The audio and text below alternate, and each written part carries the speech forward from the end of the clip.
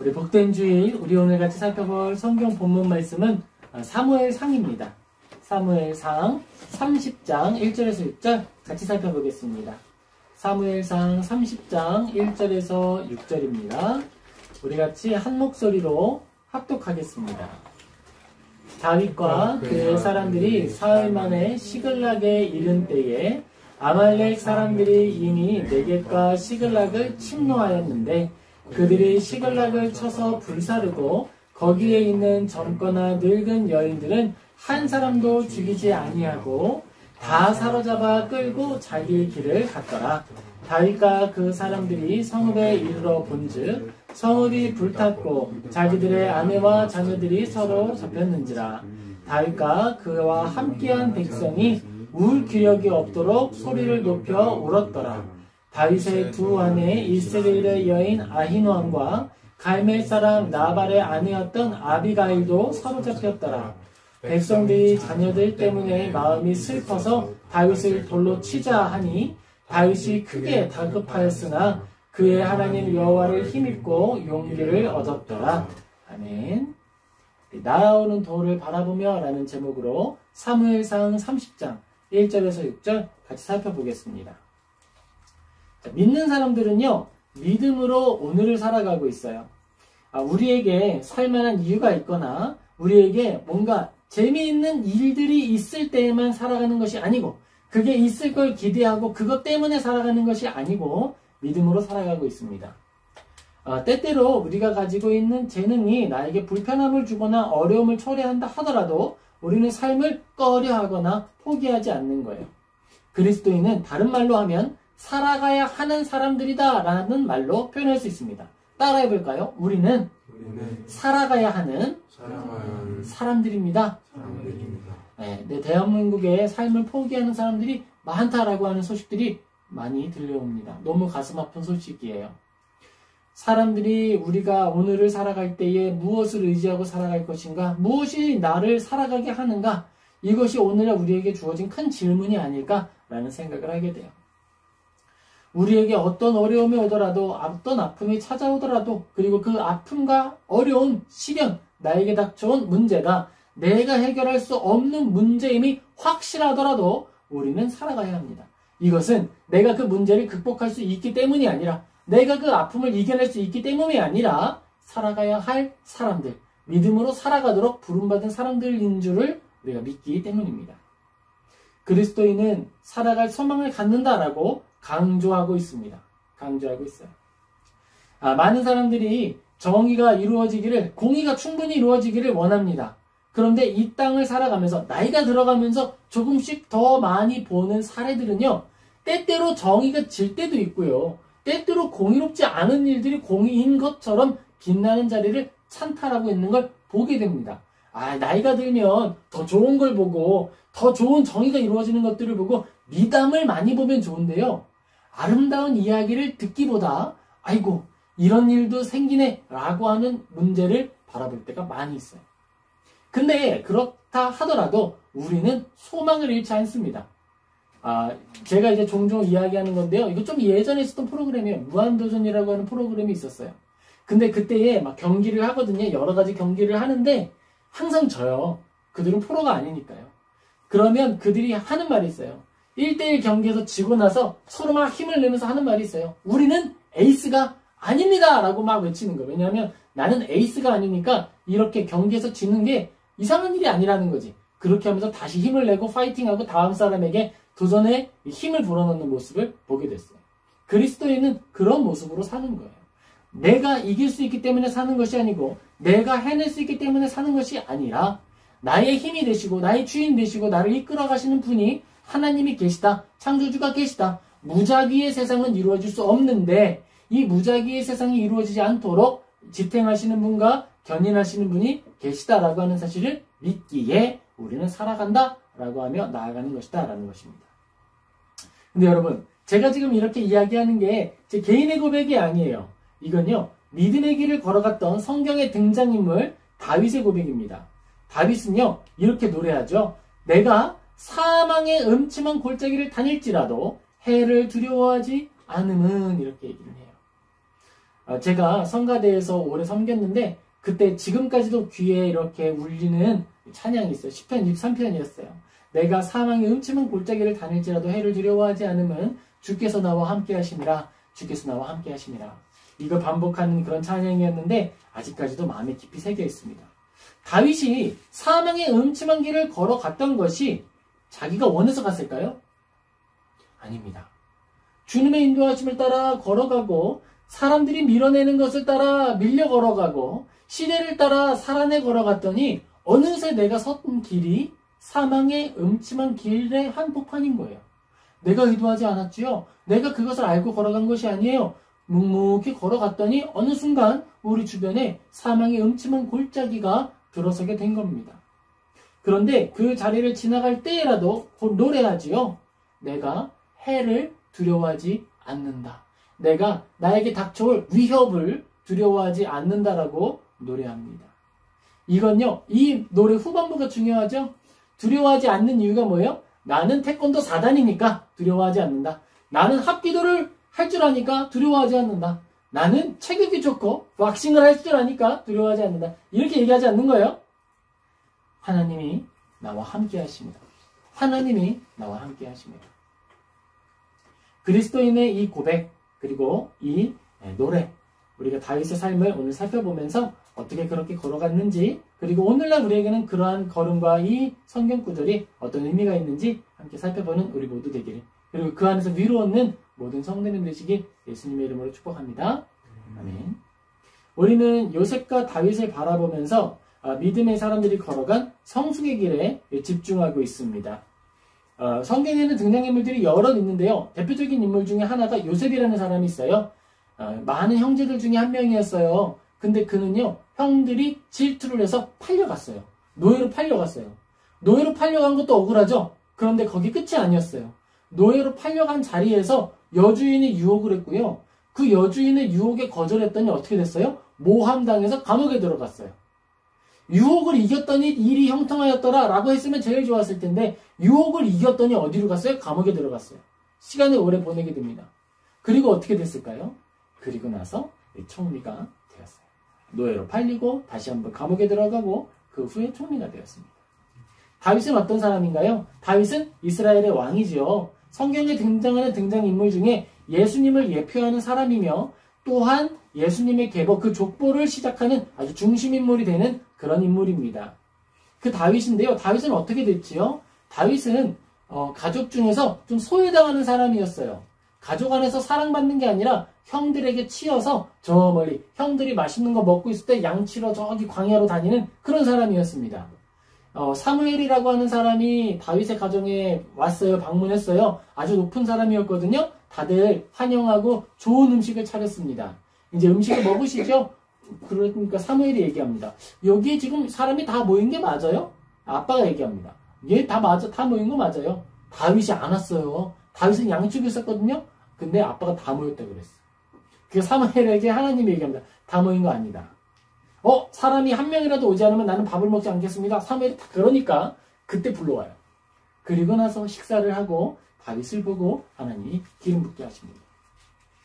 기름 부음을 받는다라고 하는 건요. 다음에 왕이 될 사람으로 지정되었다라고 하는 거예요.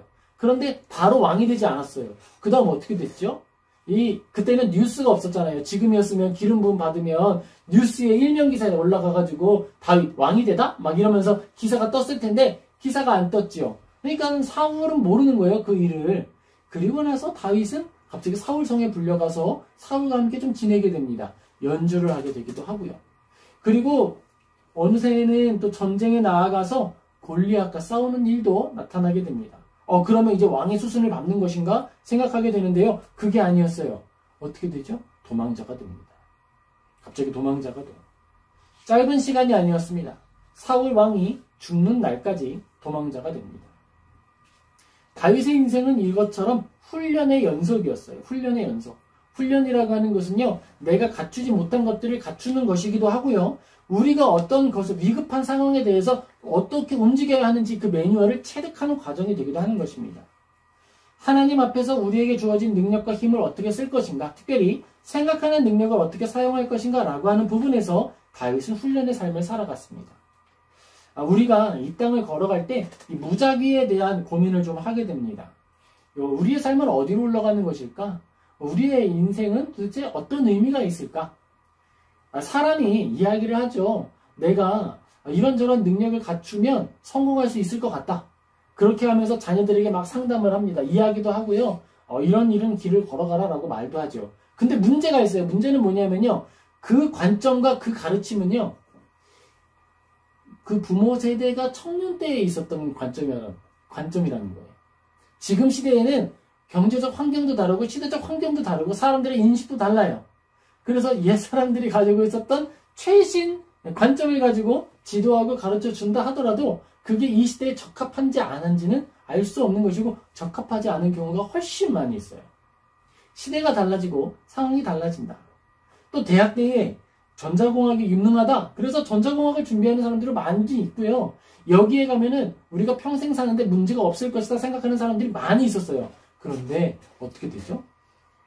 20살에 공부를 시작해서 26, 28 공부를 마치고 기업에 들어가서 45에 나와요. 정말 그것이 유능하고 준비가 잘 되고 우리에게 정말 미래를 아름답게 이루어가게 할 것이다 라고 하는 신뢰가 있었지만 실제는 달랐죠. 시대가 달라졌기 때문이었어요. 그 당시에 선택이 달랐던 것이 아니고 잘못된 것이 아니고 시대가 달라진 거예요. 무작위로 흘러가는 것 같은 이 시대. 우리가 내일 일을 예측할 수 있을까요? 우리가 내일 일을 알 수 있습니까? 갑자기 어떤 사람이 막 들고 일어나서 제2, 제3의 히틀러가 나타나고 제2, 제4의 전쟁이 나타나지 않을 거라고 누가 보장할 수 있죠? 어떤 것을 하면 우리가 평안한 삶을 살다가 평안하게 죽을 수 있을까요? 아무도 예상할 수 없는 거예요. 그렇게 우리가 알 수 없는 내일을 향해 걸어가면서 다윗이 감당했던 훈련은 딱 한 가지였어요. 엎드림의 훈련이고요. 의지함의 훈련입니다. 하나님이 요셉을 준비시키실 때에도 똑같았어요. 그가 총리에 있을 때나 그가 어디에 있을 때에 하나님은 항상 같은 훈련을 시키셨습니다. 가장 낮아진 자리, 억울한 자리, 부족한 자리에서 하나님을 의지하고 머무는 것. 바로 그 훈련이었어요. 우리 사무엘상 16장 13절 같이 읽겠습니다. 사무엘이 기름 뿔병을 가져다가 그의 형제 중에서 그에게 부었더니 그날 이후로 다윗이 여호와의 영에게 크게 감동되니라. 사무엘이 떠나서 라마로 가니라. 아멘. 사무엘이 다윗에게 기름을 부어준 거예요. 다윗은 그날로부터 훈련을 받는데 왕의 훈련을 받지 않았어요. 어떻게 군사를 조직하고 어떻게 장군들을 훈련하고 어떻게 전쟁에서 승리할 것인지에 대한 병법을 배우지 않았어요. 무엇을 배우느냐면요. 광야에 나가서 하나님을 의지해서 곰과 싸우는 법을 배웠고요. 하나님을 의지해서 사자와 싸우는 법을 배웠어요. 위기지요. 위기 상황입니다. 내가 이 문제를 어떻게 해결할 수 있지? 나는 어린애고 나는 아직 성인이 아닌데 내가 곰과 싸워 이길 수 있나? 그 문제가 닥쳐오는 거예요. 인생의 풍랑이 닥쳐오는 거예요. 이 싸움에서 이기지 못하면 내가 지켜야 할 양을 지키지 못하는 겁니다. 그때에 하나님을 의지해서 곰 앞에 나아가는 거예요. 하나님을 의지해서 사자 앞에 나아가는 거예요. 다윗은 그렇게 훈련했어요. 그리고 그 훈련의 끝에 마지막 시험 문제가 바로 골리앗이라고 하는 사람이었습니다. 다윗이 평소에 그런 훈련 없이 한 번에 골리앗 앞에 가서 그와 싸워 이긴 것이 아니고요. 평소에 양들을 돌보면서 훈련해 왔던 거예요. 내가 곰과도 싸워봤고 사자와도 싸워봤는데 아니 저런 사람? 하나님에 대하여서 적대하고 하나님을 비방하고 있는 저 사람과 내가 싸우지 않으면 내가 존재의 이유가 있을까? 앞으로 나아간 거예요. 자기에게 주어질 갑옷을 의지하고 나아간 것이 아니고요. 자기에게 주어진 시간들, 함께했던 그 돌을 의지해서 나아갔습니다. 여기에서 우리 사울 왕이라고 하는 사람과 다윗을 한번 좀 비교해 볼까요? 사울은 어떤 사람이었죠? 사울은요, 잘생긴 사람이었어요. 키 큰 사람이었어요. 사람들이 봤을 때, 야, 리더십 있어 보인다 라고 하는 사람이었습니다. 스펙이 좋았던 사람이다라고 표현할 수 있겠죠. 그런데 그는요, 하나님 두려워하는 법을 알지 못했습니다. 인생에 나의 자랑, 나의 명예, 나의 권력보다 더 중요한 것이 있다라고 하는 사실을 알지 못했습니다. 그는 자기를 따르는 장로들이 그를 우습게 여길까봐 그게 두려워서 하나님이 받지 않는 제사를 스스로 만들어 드렸어요. 사무엘이 오면 제사를 드리고 하나님 앞에 예배하는 것이 왕의 본분이었는데 사무엘을 기다리지 않고 자기가 나 본 거 있으니까 할 줄 알아 이러면서 자기가 직접 하나님께 예배하기를 원했고 하나님이 받지 않는 예배를 드렸습니다. 다윗에게 고난은요, 그를 안전하게 붙잡는 안전벨트가 된 거예요. 이걸 우리가 잘 기억해야 됩니다. 사람의 마음은요, 황소 같아요. 그래서요, 쉽게 길들여지지 않습니다. 황소가 힘도 세잖아요. 근데 농부의 말을 왜 들을까요? 그건요, 어려서부터 멍에 매는 훈련을 해서 그런 거예요. 이 목 앞에 이 나무로 된 이렇게 목걸이 같은 걸 걸어주는 거예요. 그걸 멍에라고 불러요. 그런데 이 멍에는요, 어렸을 때 어린 소에서부터 훈련하지 않으면 맬 수가 없습니다. 예전에 이제 영화가 하나 있었어요. 원한소리라고 하는 영화도 하나 있었고요. 그리고 인간극장도 있었습니다. 소와 함께 살아갔던 할아버지에 대한 이야기였어요. 그런데 그 할아버지가 소가 나이가 많이 들었는데 그 소는 할아버지가 부르면 오고 가 있으면 가라 그러고 할아버지 옆에서 늘 함께하는 소였어요. 근데 그 소가 나이가 많이 드니까 할아버지가 이제 좀 큰 소를 같이 한번 데리고 왔어요. 근데 멍에를 맬 수가 없다는 거예요. 어린 소를 왜 데려오세요? 어린 소는 일 못하잖아요. 큰 소는 못 써. 요즘 소들은 멍에 맨 적이 없기 때문에 멍에를 못 매. 이러는 거예요. 우리도 그렇습니다. 우리도 신념의 멍에를 매는 것과 진정한 가치를 추구하는 마음의 자세를 갖는 것은요, 태도의 훈련이 필요한 거예요. 오랜 시간이 필요한 겁니다. 그게 얼마나 거슬리고 얼마나 불편한지 몰라요. 나에게 손해가 되는데도 불구하고 나의 신념을 가지고 최선을 다한다? 말은 쉽지요. 그건 쉽지 않은 일이에요. 그래서 훈련이 필요한 거예요. 다윗은 그 훈련을 한 거예요. 나는 하나님 앞에서 어떤 존재로 살아갈 것인가? 나는 어떤 존재인가를 확실히 새겨내는 시간. 그것이 광야의 시간이었고 그가 보냈던 모든 어려움의 시간이었습니다. 우리 그리스도인들은요, 하나님 앞에서 하나님의 뜻을 이루는 도구로서 살아가는 거예요. 자기를 도구화시키는 거예요. 수단화시키는 겁니다. 그러면 인격 없어지는 거 아닌가요? 아니요. 그게 아니라 내가 그것을 진실로 원하기 때문에 우리의 자유로운 의지가 실현되는 거예요. 그럼 하나님의 뜻이 뭔데요? 하나님의 뜻이 우리를 노예 만들고 우리를 종 만들고 우리의 자유의지를 꺾어서 마음껏 통장처럼 쓰는 그런 거라면 우리의 자유의지가 훼손되는 거겠죠. 하지만 하나님의 뜻은 아주 선명한 하나의 문장이고 더 말하자면 두 개의 문장으로 확고하게 말할 수 있는 거예요. 하나님의 뜻이 뭐죠? 마음을 다하고 뜻을 다하고 힘을 다하여 하나님을 사랑하는 것이고 둘째도 그와 같으니 내 이웃을 내 몸과 같이 사랑하는 것이다. 이게 하나님의 뜻이에요. 여기에서 덧붙일 것도 없고 더 뺄 것도 없어요. 이거면 되는 거예요. 이웃을 사랑하고 하나님을 사랑하는 것. 그런데 하나님을 사랑하는 것 때문에 이웃을 사랑하지 않는다? 말도 안 되는 얘기죠. 충돌할 수 없는 거예요. 하나님 사랑은 이웃 사랑과 충돌할 수 없습니다. 충돌할 수 없어요. 그렇게 우리는 그 마음에 하나님의 뜻을 새기고 하나님의 뜻이 우리 안에 구체화될 수 있도록 나의 삶을 내어드리는 거예요. 어떻게 하면 하나님을 더 사랑하고 어떻게 하면 이웃을 더 사랑하는 일을 위하여 나의 삶을 사용할 수 있을까? 시민으로서 할 수 있는 가장 기본적인 일이 있어요. 뭘까요? 그건요, 투표하는 거죠. 선한 일을 위하여, 공공의 이익을 위하여, 그리고 더 연약한 자들을 돌보는 시스템을 구축할 수 있도록 하기 위하여 투표하고 노력하고 우리가 힘을 기울이는 거예요. 고양이 목에 방울을 단다 그러죠. 고양이 목에 방울을 단다는 건요, 내 목에 방울을 달겠다라는 거예요. 그걸 누가 하는 거예요? 내가 해야죠. 내가 하는 거예요.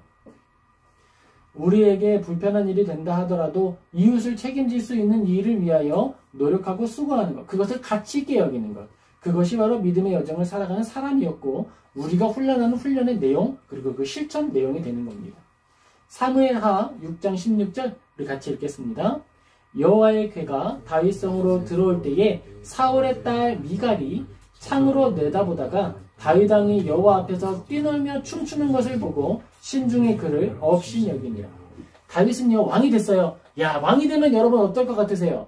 왕이 되면요 양복을 좋은 거 해있겠죠. 그리고 넥타이 핀이나 멋진 장식들을 대통령을 상징하는 왕을 상징하는 장식물들을 만들지 모르겠어요.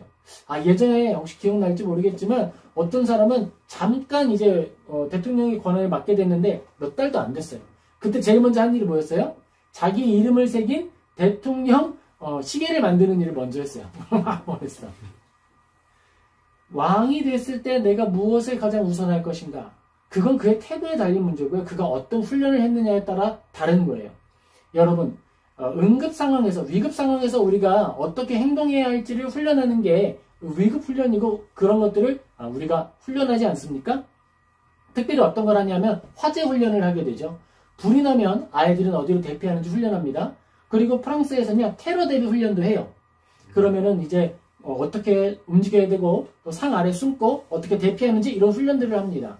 그런데 이게 끝이 아니에요. 여러분, 인생 살아가면서 우리가 해야 하는 또 다른 훈련이 있는데요. 그건요, 내가 권력을 가졌을 때, 내가 권위를 가졌을 때, 내가 힘을 가졌을 때 나는 어떻게 움직이고 어떤 가치관을 가지고 움직일 것인지에 대한 훈련을 해야 돼요.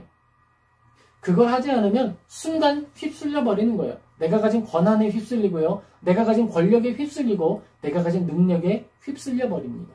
그러면 몹쓸 인간이 되는 거예요. 우리 지금 다윗은요, 이 훈련을 통해서 어떤 사람이 되었냐 하면 왕이라는 게 중요하지 않다. 왕이라고 하는 어떤 이 직분이 내가 가지고 있는 하나님의 자녀라고 하는 직분보다 크지 않다라고 하는 확고한 의지를 가지고 있었어요. 그래서 지금 이 사건이 나타나게 된 거예요. 다윗은 늘 고민했어요. 하나님의 법궤가 좀 예루살렘 성에 왔으면 좋겠는데 어떻게 가져올 수 있을까? 이때 사울 때문에 뺏겼거든요. 그 법궤는 하나님의 임재를 상징하는 상징적인 물건입니다. 지금은 없어졌어요. 그런데 그것이 하나님의 뜻을 따라 왕궁에 들어온 것, 하나님의 도성에 들어오는 걸 너무너무 원했는데 못하고 있다가 이제 들어오고 있는 거예요. 이야, 들어오고 있는 걸 보니까 다윗 어때요? 지금 나는 왕 아니야. 나는 지금 왕이 중요한 게 아니라 하나님 앞에 하나의 사람으로서 뛰어놀 거야. 가서요, 왕을 상징하는 정장 벗어버렸어요. 왕을 상징하는 이름이 새겨진 시계 빼버렸어요. 장신구 빼버렸어요. 팬티 한 장 입고 러닝 셔츠 입고 지금 법궤 앞에서 브레이크 댄스 추고 있는 거예요. 거기에서 춤을 추는데 춤을 잘 췄으면 사람들이 박수를 쳤겠지. 잘 추지 못했어. 그냥 힘있게 췄어. 그러니까는 우리 사울의 딸, 예전에 다윗하고 결혼했었거든요. 그가 얘기하는 거예요. 아이고, 못 살겠다. 저 양반 또 저러고 있네. 저 양반 정말 못 쓰겠다. 왕이 돼가지고 채신머리 없이 저게 뭐 하는 건가? 이렇게 생각을 했다는 거죠. 그리고 이 다음 구절들을 좀 더 살펴보면 그 상황을 좀 더 이해할 수 있습니다. 사무엘하 6장 21절에서 22절 우리 같이 읽겠습니다. 다윗이 밀갈에게 이르되 이는 여호와 앞에서 한 것이니라. 그가 내 아버지와 내 온 집을 버리시고 나를 택하사 나를 여호와의 백성 이스라엘의 주권자로 삼으셨으니 내가 여호와 앞에서 뛰놀리라. 내가 이보다 더 낮아져서 스스로 천하게 보일지라도 내가 말한 바 계집종에게는 내가 높임을 받으리라 한지라. 아멘. 지금 다윗이 가지고 있는 정체성과 우선순위가 보이시나요? 다윗이 어떤 마음가짐을 가지고 왕의 권한을 수행하고 있는지 보이십니까? 왕의 권한이라고 하는 것은 하나님 앞에 한 사람으로서 내가 해야 할 도리를 감당하기 위한 통로이고 수단인 거예요. 왕이 가지고 있는 권한을 가지고 내 뜻을 이룰 것이 아니라 하나님의 뜻을 이루려고 하는 것, 그것이 바로 다윗의 삶의 방향성이었고 경향이었어요. 그것 때문에 지금 뭐 하고 있어요? 손해를 입었죠. 어떤 손해죠? 명예에 대한 실추. 사랑받아야 하고 존중받아야 할 아내에게 오는 비방. 그걸 지금 받고 있는 거예요. 내가 하나님을 사랑했더니 오는 게 뭐였어요? 모욕. 내가 하나님께 순종했더니 다가오는 게 뭐였어요? 배신. 그걸 감당하는 거예요. 그걸 가치 있게 여기는 거예요. 그걸 알고 있음에도 불구하고 계속 짊어지고 가는 거예요. 그것이 멍에를 지는 거예요. 믿음을 가지고 살아가는 거예요. 그것이 신앙의 삶입니다. 그것이 신념의 여정이에요. 그리스도인이 훈련받고 믿음의 여정을 걸어갈 때 항상 갖춰야 되는 마음의 태도, 자세는 이겁니다. 나를 중요하게 여기는 것이 아니고 나를 보내신 하나님을 더 중요하게 여기는 거예요. 다윗은 사람의 눈에 내가 어떻게 보일지를 생각하지 않았습니다. 오직 내가 하나님 앞에 어떤 사람인가를 생각하고 그 생각한 대로 살아내기 위해 힘썼어요. 그런 노력이었습니다. 우리가 여기서 질문 하나를 마주하게 되는 거죠. 하나님을 의지하고 하나님을 따라 걸어가면 우리는 늘 형통하고 좋은 일과 즐거운 일만 경험하며 살아갈 것인가? 우리는 이런 질문을 받게 됩니다. 하나님 앞에서 다윗이 어떤 믿음을 가지고 살았는지 우리가 살펴봤어요. 정말 순수한 믿음 아닙니까? 예, 순수한 믿음을 가지고 살아가고 있죠. 근데 여러분 중요한 게 있어요. 시대는요. 욕구와 욕망을 따라가는 이 시대는요. 이러한 신념을 가진 사람들이 존재하지 않으면 선한 길로 방향을 전환할 수가 없어요. 진짜 없습니다. 자본을 따라 살아가면 선한 일들이 자연스럽게 이루어진다? 아니요. 자본을 따라 살아가면요. 자본을 많이 가진 사람은 더 많은 걸 갖기를 원하지 이제 나 충분히 가졌으니까 그만 가져도 돼 라고 선언하지 않습니다. 오히려 더 많은 이익을 얻기 위해서 어떻게 하죠? 같이 일하는 사람들에게 돈을 적게 주기 위한 수단을 강구하는 거예요. 세금을 많이 내지 않기 위해서 수단을 강구하기 시작하는 거예요. 인간의 탐욕은 끝이 없고 그 탐욕의 방향성은 언제나 개인의 이익이지 공공의 이익이 아닙니다. 그렇기 때문에 이 시대를 선한 방향, 하나님을 사랑하는 것과 이웃사랑, 하나님을 사랑하지 못하죠. 세상은 하나님 사랑할 수 없어요. 믿음을 받아야 사랑할 수 있으니까요. 하지만 이웃을 사랑하는 것, 그것조차도 하나님을 사랑하는 것과 함께 가는 이웃사랑이 아니고서는 나의 욕구를 이기는 이웃사랑을 결코 추구할 수 없는 거예요. 적선은 할 수 있겠죠. 내가 충분한 재산을 가졌을 때 조금 떼어서 내 양심의 위안을 삼는 적선은 할 수 있을 거예요. 그러나 내 힘을 다하고 뜻을 다하고 목숨을 다해서 이웃을 사랑하는 일은 할 수 없을 겁니다. 대표적인 일이 뭐가 있을까요? 쉰들러죠. 쉰들러 씨가 했던 일이죠. 독일 나치가 유대인을 학살하려 할 때 사람들이 죄 없이 죽는 것에 대하여서 책임감을 느끼고 부채의식을 느끼고 자신의 재물을 팔아서 사람들을 구조하기 시작했어요. 감춰두기 시작했어요. 그게 쉰들러가 만들었던 사람의 명단 쉰들러 리스트입니다. 그렇게 사람을 살려내는 것이죠. 들키면 어떻게 돼요? 죽어요. 내가 당장에 한 사람을 구조하기 위해서 돈을 써서 손해받는 게 아니라 그 일을 했다는 게 알려지면 내가 당장에 죽어요. 생명의 가치는 얼마죠? 값으로 매길 수 없잖아요. 내 이웃을 사랑하는 일을 위해서 생명을 쓸 수 있는 것, 그 선택을 할 수 있는 것, 바로 그 일을 우리는 꿈꾸는 거예요. 그 사람이 한 명이 아니었어요. 쉰들러만이 아니었고요. 프랑스에도 의인이 있었죠. 자크 엘르리라고 하는 사람이 있습니다. 그는 교수였어요. 그리고 그가 가진 물건을 팔아서 사람들을 구조했어요. 그래서 그 사람이 후에 1992년도에 얏바셈, 이스라엘의 얏바셈이라고 하는 단체가 있거든요. 거기에서 세상의 의인이라고 하는 호칭을 받기도 했습니다. 그는 자신의 선행이 드러나는 걸 원하지 않았어요. 나중에 알려지게 된 것이죠. 그리고 그는 교수로 취임하는 날이 있었어요. 스트라스부르에서 교수로 취임했거든요. 그 취임사에서 나치에 대해서, 나치와 함께 걸어가고 있는 BC 정부에 대해서 비난했습니다. 그리고 어떻게 됐을까요? 교수직을 잃었죠. 그렇게 양심을 따라 나에게 손해가 된다 하더라도 공공의 이익과 더 선한 것을 추구하며 걸어갈 수 있는 것, 그것이 우리의 여정이 되어야 하는 거예요. 자크 엘리는 법학자이기도 했고요. 또 신학자이기도 했고요. 많은 책을 쓴 저술가가 되었습니다. 하나님을 믿는 사람들이 걸어야 하는 삶의 여정, 그것을 훈련하는 것은 한 가지, 가장 기초가 되는 것 한 가지예요. 나는 하나님의 사람이다. 인생은 나를 위해 주어진 것이 아니다라는 거예요. 힘들어도 걸어가야죠. 억울해도 걸어가야죠. 아파도 걸어가야죠. 왜요? 나에게 맡기셨으니까. 그걸 통해서 나에게 이루고자 하시는 일이 있으시니까. 그래서 처음에 그 말씀을 드린 거예요. 우리 인생에서 즐거운 일이 있기 때문에 사는 것이 아니고, 우리 인생 가운데 닥쳐온 문제를 내가 늘 해결할 수 있으니까 나아가는 것이 아니고, 그것이 우리에게 주어진 사명이기 때문에 감당하며 걸어간다라고 말씀드린 것입니다. 우리가 다윗의 삶을 바라볼 때에 또 어떻게 바라볼 것인가 라고 하는 것도 질문을 갖게 됩니다. 왜냐하면 다윗을 어떻게 바라보느냐에 따라서 관점이 전혀 달라질 수 있기 때문이에요. 그리고 여기에서 제가 여러분에게 드리고 싶은 말은요, 우리가 겸손한 태도로 바라보아야 한다는 거예요. 다윗은 어떤 삶을 살았죠? 다윗 죄가 없습니까? 아니요, 다윗 죄 있어요. 다윗 살인자예요.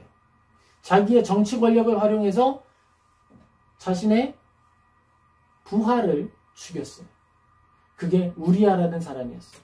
왜 그랬을까요? 그 아내를 빼앗아 오려고 죽였어요. 다윗은요, 하나님 앞에서 내가 이뤘던 업적을 확인해 보려고 인구를 계수를 명령했어요. 야, 우리 사람 많이 늘었지? 내가 다 잘해서 그런 거잖아. 몇 명이나 되는지 헤아려봐. 내가 부릴 수 있는 사람이 얼마나 되는지 계수 한번 해보고 싶다. 하나님 앞에 교만한 죄를 지었습니다. 연약한 죄를 지었어요. 죄가 없는 게 아니라 죄가 있어요. 그런데 뭐가 달랐죠? 죄에 대하여서 하나님이 지적했을 때 회개했어요. 잘못을 인정했어요. 나 잘못 없는데요? 그럴 수 있는 거 아니에요? 가 아니고 인정했어요. 마태복음 7장 2절에서 5절 같이 읽겠습니다. 너희가 비판하는 그 비판으로 너희가 비판을 받을 것이요 너희가 헤아리는 그 헤아림으로 너희가 헤아림을 받을 것이니라. 어찌하여 형제의 눈 속에 있는 티는 보고 내 눈 속에 있는 들보는 깨닫지 못하느냐. 보라, 내 눈 속에 들보가 있는데 어찌하여 형제에게 말하기를 나로 내 눈 속에 있는 티를 빼게 하라 하겠느냐. 외식하는 자여, 먼저 내 눈 속에서 들보를 빼어라. 그 후에야 밝히 보고 형제의 눈 속에서 티를 빼리라. 아멘. 하나님의 마음을 가지고 살아가는 사람들은 정죄자의 자리에 서는 것이 아니라 위로자의 자리에 서는 것입니다. 그리스도인에게 있어서 권한이 있어요. 어떤 권한이죠? 그리스도인에게 있는 권한은요, 섬김의 권한이에요. 사랑의 권한이에요. 나눔의 권한이에요. 거기에 대해서는 우리가 인정하고 순종하지만 그 이외의 권한에 대해서는 하나님께 돌려드리는 거예요. 원수가 내 뺨을 탁 때렸어요. 그럼 어떻게 해요? 나는 그 원수에 대해서 뺨을 때릴 권한을 갖습니까? 성경은 그렇게 얘기하지 않아요. 반대편 뺨을 돌려대는 권한이 있다고 얘기합니다. 반대편 뺨을 돌려댈 권한이 있다. 그리고 또 어떤 이야기를 하죠? 로마의 군사가 오리, 나랑 같이 걸어가자라고 이야기하면 어떻게 해주라고요? 나는 2배를 걸어가줄 권한이 있다. 그 이야기를 하는 거예요. 우리가 가진 권한은요, 섬김의 권한이고 사랑의 권한입니다. 그럼 원수는 어떻게 해요? 억울해 죽겠어. 화가 나 죽겠어. 분노한다. 그럼 어떻게 해야 돼요? 기도하는 거예요. 원수 갚음은 누구에게 있다? 하나님께 있다. 원수 갚는 권한은 하나님께 있으니 하나님께 맡겨라 라고 하는 게 성경의 교훈이에요. 이 세상이 무작위고 이 세상에 정의를 지탱하는 존재가 존재하지 않고 이 세상이 불의와 불법을 막아설 자가 없다라고 하면 희망이 없어요. 소망이 없어요. 사랑할 수 있는 능력이 없어요. 이 세상에 억울한 일이 얼마나 많으며 이 세상에 불의가 얼마나 많습니까? 그런데 우리가 어떻게 사랑을 꿈꾸고 정의를 꿈꾸고 선한 일을 원할 수 있죠? 불가능한 거예요. 절대적인 존재가 선한 것을 지탱하고 절대적인 존재가 그 모든 심판을 공정하게 할 것이다 라고 하는 걸 믿기 때문에 우리는 선할 수 있는 용기를 얻게 되는 거예요. 다윗이 그렇게 믿음의 삶을 살아갔습니다. 온전하게 살아갔다는 거죠. 죄를 지어도 회개하고 하나님 앞에서 온전하게 걷기를 소망하며 아름다운 삶을 걸어가기를 힘썼다라고 하는 것입니다. 근데 우리가 오늘 읽었던 성경 본문은요, 어떤 상황이었죠? 다윗이 지금 위기를 맞이하고 있는 거예요. 다윗이 따르던 사람들이 다윗을 공격하려 하는 장면이었습니다. 근데 어떤 사람들은 이렇게 해석을 하더라고요. 이건 잘못된 해석이고 아주 잘못된 해석이라는 걸 제가 지금 말씀을 드리는 거예요. 다윗이 지금 이스라엘을 떠나서 이방 땅에 블레셋에 가 있으니까 지금 우리가 읽었던 성경 본문에서의 상황에서는 다윗은 지금 블레셋 땅에 있는 거예요. 이스라엘을 떠났어요. 왜죠? 사울을 피해서. 사울이 자꾸 죽이려고 하니까 그걸 피해서 블레셋에 갔어요. 그래서 내가 여기 장군 중 하나가 될 테니까 우리에게 땅을 좀 주세요 라고 하는 상황이었어요. 그랬더니 어떻게 됐어요? 그 자리에 갔다 오니까 그가 돌보던 사람들, 아내들이 다 뺏긴 거예요. 전쟁이 나서 사람들 다 쓸려갔어요. 그때에 자녀들이 뺏기고 아내가 뺏긴 걸 보니까 다윗을 따르던 장군들이 다윗에게 돌을 던지려고 하는 상황이었던 거예요. 바로 그 상황인 겁니다. 근데 이건요, 다윗이 이스라엘을 떠났기 때문에 그런 어려움이 찾아온 게 아니에요. 다윗에게 닥쳐온 여러 풍랑 중에 하나였던 거예요. 다윗이 혼자 도망다니면 정말 힘든 일 하나도 없어요. 나 혼자 건사하고 나 혼자 먹고 살아도 되는 거면 다윗은 어려운 게 없는 사람입니다. 나 힘 좋고요. 싸움 잘하고요. 어디 가든 이기고 다 할 수 있는 사람이에요. 하다못해 양들도 돌볼 줄 아는 사람이에요. 양치기라도 해먹고 살 수 있는 사람이에요. 근데 그게 아니었어요. 왜냐하면 다윗은요, 억울한 사람의 대표자가 됐거든요. 다윗이 사울을 피해 도망다니다라고 하는 소문이 나니까 이스라엘에 살던 사람들 중에 억울한 자들이 몰려오기 시작했어요. 빚진 자들이 몰려오기 시작했어요. 그래서 다윗 주변에는 불쌍한 사람들이 그렇게 많이 모였어요. 사무엘상 22장 2절 같이 읽겠습니다. 환난당한 모든 자와 빚진 모든 자와 마음이 원통한 자가 다 그에게로 모였고 그는 그들의 우두머리가 되었는데 그와 함께한 자가 400명 가량이었더라. 아멘. 다윗은요, 완전 하나님의 사람으로서 걸어갈 때에 연약한 사람들만 다 모아놓고 가는 사람이었어요. 연약한 자의 대표자. 그러니까 다윗은 어떻게 해야 돼요? 내가 지금 책임져야 하는 사람이 400명인 거야. 그러니까 400명을 책임져야 되니까 사울왕이 잡으러 오면 내가 잡히면 어떻게 돼요? 이 400명 다 어떻게 될지 모르는 거잖아요. 그러니까 이 결정은 다윗 혼자 편하자고 하는 결정이 아니라 내가 돌봐야 할 사람을 돌보기 위한 결정이었던 거예요. 책임자로서의 결정. 그리고 그 결정을 해서 걸어갔더니 어려움이 있었던 거예요. 사무엘상 30장 1절에서 2절 같이 읽겠습니다. 다윗과 그의 사람들이 사흘 만에 시글락에 이른 때에 아말렉 사람들이 이미 네겝과 시글락을 침노하였는데 그들이 시글락을 쳐서 불사르고 거기에 있는 젊거나 늙은 여인들은 한 사람도 죽지 아니하고 다 사로잡아 끌고 자기의 길을 갔더라. 갔다 온 사이에 이런 억울한 일을 겪게 된 거예요. 이런 억울한 일. 다윗의 마음이 어땠을까요? 사울을 피해 도망다니는 것도 지금 힘들어 죽겠죠. 그리고 하나님이 나를 대표자로 부르셨고 기름을 부으셨어요. 이스라엘의 왕으로 세우셨는데 나를 따르는 사람들이 자본가가 아니야. 나를 따르는 사람의 자본가면 삶이 편하죠. 자본가들이 돈 가지고 와서 왕이시여 뭘 하고 싶으십니까? 건물을 세울까요? 왕이시여 좋은 차 필요하십니까? 차를 좀 갖다 드릴까요? 삶이 편했겠죠. 근데 하나님을 믿고 따라갔더니 그 주변에 함께하는 사람들이 어떤 사람들이었어요?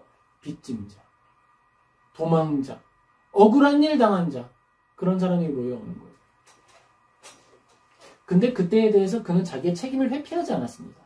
묵묵히 짊어지고 멍에를 지고 걸어가는 거예요. 왜요? 그것이 하나님이 기뻐하시는 일인 줄 믿기 때문에 뚜벅뚜벅 걸어가는 거예요. 우리가 그거예요. 목회자가 그거고요. 믿음의 길을 걸어가는 사람들이 그겁니다. 우리들은요, 월급 주기 위해 사업해야 돼요. 그러니까 내가 잘 먹고 잘 살기 위해서 사업하는 게 아니라 내가 월급 주고 다른 사람들의 행복을 지탱하기 위해 사업을 해야 돼요. 그게 우리가 걷는 사업의 길이에요. 그게 우리가 걷는 믿음의 길이에요. 나 잘 먹고 잘 살기 위해 이익되는 일만 한다가 아니라 이 세상에 필요한 일을 하고 이 땅 가운데 도움이 필요한 일을 하는 거예요. 그렇게 걸어갈 때 어려운 일이 있어도 살아갈 이유가 생기고 힘든 일이 닥쳐와도 살아낼 이유가 생기는 것입니다. 내가 이겨내지 못할 문제가 닥쳐올 때에 하나님을 의지하여 기도할 수 있는 거예요. 사무엘상 30장 3, 4절 같이 읽겠습니다. 다윗과 그의 사람들이 성읍에 이르러 본즉 성읍이 불탔고 자기들의 아내와 자녀들이 사로잡혔는지라. 다윗과 그와 함께한 백성이 울 기력이 없도록 소리를 높여 울었더라. 다윗 어떤 사람이죠? 슬퍼하는 사람 중에 하나예요. 다윗은 안 뺏겨가지고 안 슬픈데 사람들이 와서 너는 왜 안 슬퍼해? 이러면서 돌을 들어 던지려고 한 게 아니고 똑같이 아파하고 힘이 빠지도록 더 이상 울 힘도 안 나도록 울고 있는 사람들 중에 한 명이 다윗이었는데 누구도 다윗 편을 들지 않는 거예요. 누구도 다윗을 위로하지 않는 거예요. 누구도 다윗을 사랑한다 말하지 않는 거예요. 너는 오점이다. 너는 문제하다. 너는 정말 문제가 가득한 존재다라고 원망하고 있는 거예요. 살 힘이 있을까요? 즐거움이 있을까요? 살 이유가 있을까요? 다윗은 지금 이 순간 너희들을 위해서 이런 것도 했는데 나 너희들을 위해서 여기 왔지 내가 못한다고 블레셋에 와 있냐? 너희들을 위해서 내가 이 모든 걸 하고 있는데 아무도 없는 자리에 서 있는 거예요. 이들은 나를 떠나지 않고 이들은 나를 지탱하고 이들은 나를 사랑하는 줄 알았는데 그들이 나를 향해서 돌을 들고 있는 상황에 서 있는 거예요. 어떤 마음이었을까? 그가 걸었던 인생 여정 중에서 어쩌면 가장 어두운 사망의 음침한 골짜기가 여기였을 거예요. 사업을 하는데 내가 이 직장인들 어디 가서 직장에 뽑히지도 못할 사람들 뽑아가지고 내가 너 일자리 줄게. 내가 너 이거 할게. 너 이것만 해. 내가 이거 하면 너 월급 주고 지탱해 줄 테니까 이것만 해. 열심히 지탱하고 그들을 먹여 살리고 케어했는데 사업이 힘들어졌더니 제일 먼저 비방하고 제일 먼저 배신하고 제일 먼저 공격해서 돌을 들어서 죽이려고 하는 사람들이 내 이웃이었다라는 거예요. 그 상황 속에서 다윗은 어떤 마음이었을까? 소리 높여 울고 있던 다윗은 그게 내 인생의 가장 어두운 자리였다고 생각했을지 모르겠어요. 야, 내가 여기까지 떨어지다니 내 인생 정말 어디까지 나락으로 떨어지는지 알 수 없다. 그게 나락인 줄 알았겠지. 근데 진짜 나락은 그 옆에 또 있었어요. 사람들이 돌을 들고 나를 죽이려고 할 때가 진짜 나락인 거지. 거기가 진짜 바닥이었던 거예요. 사무엘상 30장 6절 같이 읽겠습니다. 백성들이 자녀들 때문에 마음이 슬퍼서 다윗을 돌로 치자 하니 다윗이 크게 다급하였으나 그의 하나님 여호와를 힘입고 용기를 얻었다. 사람은 의지할 것 없고 내 힘도 의지할 것이 없고 상황은 소망이 없다. 우겨쌈을 당한 상황 중에서 다윗은 누구를 바라보고 있어요? 하나님을 힘입고 용기를 얻었더라. 살 소망이 있어서 사는 것이 아니고 즐거워서 사는 것이 아니고 내가 성공할 줄 알아서 사는 것이 아니에요. 하나님을 의지해서 하나님을 힘입어서 살아가는 거예요. 인생을 살아가다 보면 더 이상 낮아질 수 없으리라 생각하는 자리에 갈 때가 있어요. 인생의 바닥인 줄 알았는데 그 아래에 지하실이 100층이 더 있는 줄 깨닫는 시간이 올지도 모르겠어요. 없으면 제일 좋고요. 그런데 그런 이해할 수 없는 고난과 감당할 수 없는 시련 앞에서 우리가 다시 힘낼 수 있게 되기를 예수님의 이름으로 축복합니다. 우리는 믿음의 반석에 선다라고 하는 건 그런 거예요. 내가 나의 능력을 힘입어서 살면요, 내 능력으로 해결할 수 없는 문제 앞에서 좌절해서 정말 생을 마감하는 선택밖에는 할 수가 없을 거예요. 그런데 그렇게 하지 마세요. 그게 끝이 아니에요. 세상을 지탱하는 가장 선한 의지가 있고요, 가장 선한 절대자가 존재하십니다. 그렇기 때문에 우리는 다시 선할 소망을 가지고 다시 선한 일을 꿈꾸고 계획할 수 있는 거예요. 그 터벅터벅 인생의 여정을 걸어가는 거예요. 우리 오늘 말씀을 기억하며 한 가지 교훈을 마음에 새기면 좋겠습니다. 그건요, 우리의 인생은 하나님의 작품이다라는 거예요. 따라해 볼까요? 우리의 인생은 하나님의 작품입니다. 하나님께서 시작하셨으니 하나님이 마치실 거예요. 우리가 그 사실을 믿고 다윗처럼, 이스라엘의 왕처럼 가장 권위 있고 가장 큰 힘을 가지고 선한 일을 이루었던 그 사람처럼 다시 소망을 얻어 살아가는 우리 모두 되기를 예수님의 이름으로 축복합니다. 아멘. 기도하겠습니다.